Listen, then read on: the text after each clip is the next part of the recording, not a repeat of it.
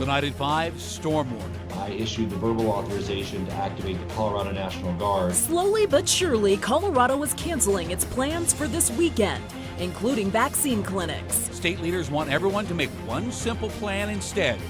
Stay home. The warnings are in place. The snow coming our way. Just how much to expect? This winter storm is lumbering straight for us. It's already dropped snow and rain on California and other parts of the Southwest. Some parts of Orange County are still evacuated because of mudslides. And tonight we're bringing you team coverage as this storm approaches. Denver7 political reporter Megan Lopez spoke to the governor about all this today, and she'll talk about his game plan in a moment. First, let's talk to the chief. Chief Meteorologist Mike Nelson is talking 5 feet of snow in some places. Not in Denver, though. It's going to be in the foothills, not in Denver. But we could see 2 feet of snow in the Denver area.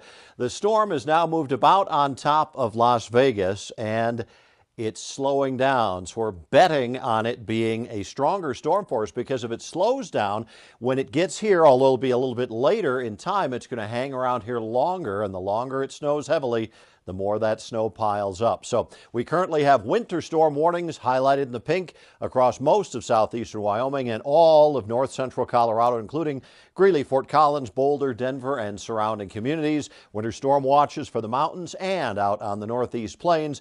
There is some precipitation developing now, but that storm's still over 500 miles away. This is not the main part of the storm. Tonight and tomorrow, it's just going to be light precipitation. You can still get out and about, get everything you need done ahead of time, because it'll really kick in starting early Saturday. By, I'd say, late morning Saturday, it's going to be snowing really heavy, and it's going to continue all the way through Sunday. Travel will be very difficult, if not impossible, along the Front Range, so you want to get all your preparations done ahead of time before this thing kicks in. We're talking several feet of snow in the foothills and a couple of feet down here in the metro area. Thank you, Mike. And CDOT says I-25 and I-70 both could close during the worst part of the storm, so they're telling everyone, get where you need to be by Friday afternoon and be prepared to stay there a while.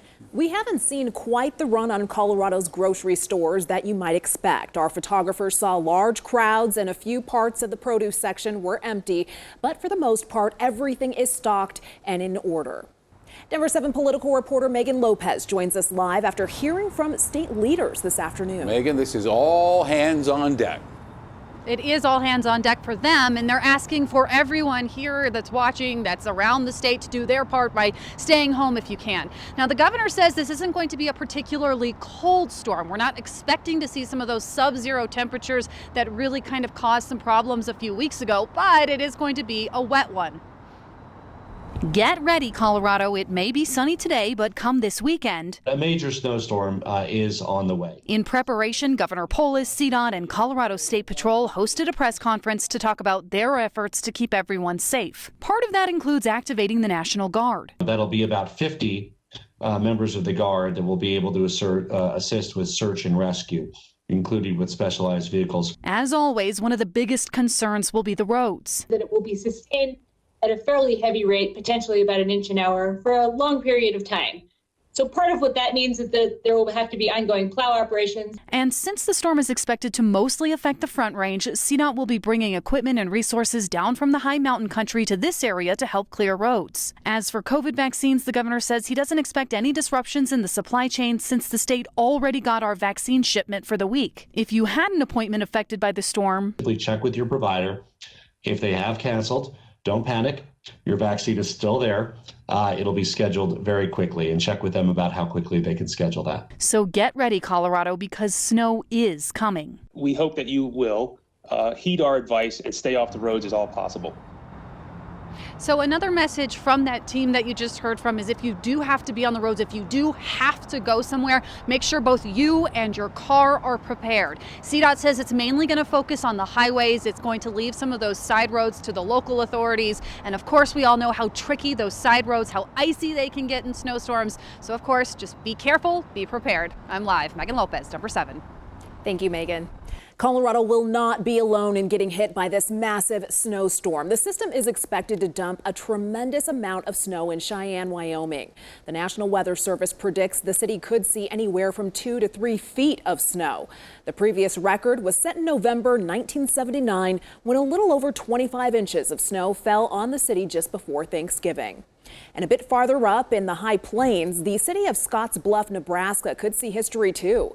The worst snowstorm for the city was nearly 100 years ago in 1927, when a storm dumped nearly 26 inches of snow in 3 days. We could certainly use this snow. As of right now, almost the entire state of Colorado is in drought, has been since last summer. And it probably will take years of above average moisture, not just this one storm, before our state can reverse this dry spell. Well, over the next few days, you're going to hear the words upslope and downslope a lot. Mike's back to explain what they are and how they impact our forecast. Mike. All right, well, let's start with downslope. Think Chinook winds, downsloping winds. When they come down from higher elevations, they warm up, they dry out. Upsloping winds, the air is moving up the hill, tends to produce clouds and precipitation. So what we're going to have with this storm is a low pressure area that's going to be over southeastern Colorado. Around that low, we get the counterclockwise circulation, so that brings an east or northeasterly wind into the Front Range. Look at my cross section here. There's Denver, there's the mountains. So the moisture is forced up the hill along the Continental Divide, and most of it falls along and east of the Continental Divide. Very often during these type of storm systems, far western Colorado can have very little moisture and may even have sunshine while we're getting dumped on with snow here along the Front Range. So this will be a classic upslope storm and the biggest one that we've seen since the Great Storm of March 2003. Next at 5, stimulus signed. This historic legislation is about rebuilding the backbone of this country. Why your bank account may look larger this weekend. Plus, a doctor scolded for trying to vaccinate the most vulnerable. Nobody at the state has been willing to talk to me about these challenges. And we'll show you one way to measure this historic snow in your backyard.